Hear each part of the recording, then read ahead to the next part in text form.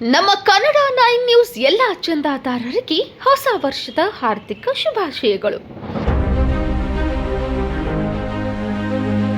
ಸಚಿವರಾದ ಸತೀಶ್ ಜಾರಕಿಹೊಳಿ, ಲಕ್ಷ್ಮೀ ಹೆಬ್ಬಾಳ್ಕರ್ ಮಧ್ಯೆ ಮತ್ತೊಂದು ಅಂತರ್ಯುದ್ಧ. ಬೆಳಗಾವಿ ಜಿಲ್ಲಾ ಕಾಂಗ್ರೆಸ್ನಲ್ಲಿ ಗರಿಗೆದರಿದ ಚಟುವಟಿಕೆ.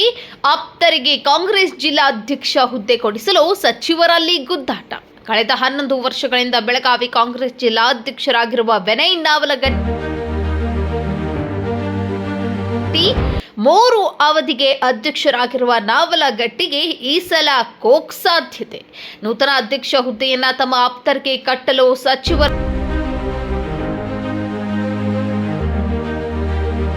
ಮಧ್ಯೆ ಕಸರತ್ತು.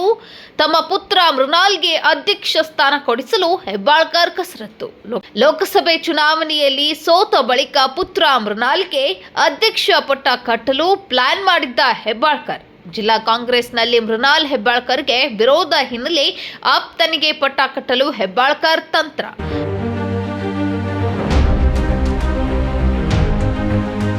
ಮಹಂತೇಶ್ ಮತ್ತಿಕೊಪ್ಪಗೆ ಕಾಂಗ್ರೆಸ್ ಜಿಲ್ಲಾಧ್ಯಕ್ಷ ಪಟ್ಟ ಕಟ್ಟಲು ಡಿಕೆಶಿ ಮೂಲಕ ಹೆಬ್ಬಾಳ್ಕರ್ ಲಾಭಿ. ಮತ್ತೊಂದೆಡೆ ತಮ್ಮ ಆಪ್ತನೇ ಕಾಂಗ್ರೆಸ್ ಅಧ್ಯಕ್ಷನಾಗಬೇಕೆಂದು ಸತೀಶ್ ಜಾರಕಿಹೊಳಿ ಬಿಗಿಪಟ್ಟು.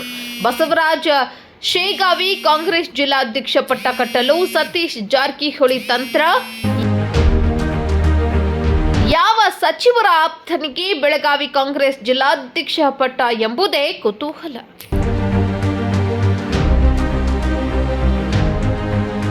ಹೆಚ್ಚಿನ ಸುದ್ದಿಗಳಿಗಾಗಿ ನೋಡ್ತಾ ಇರಿ ಕನ್ನಡ 9 ನ್ಯೂಸ್.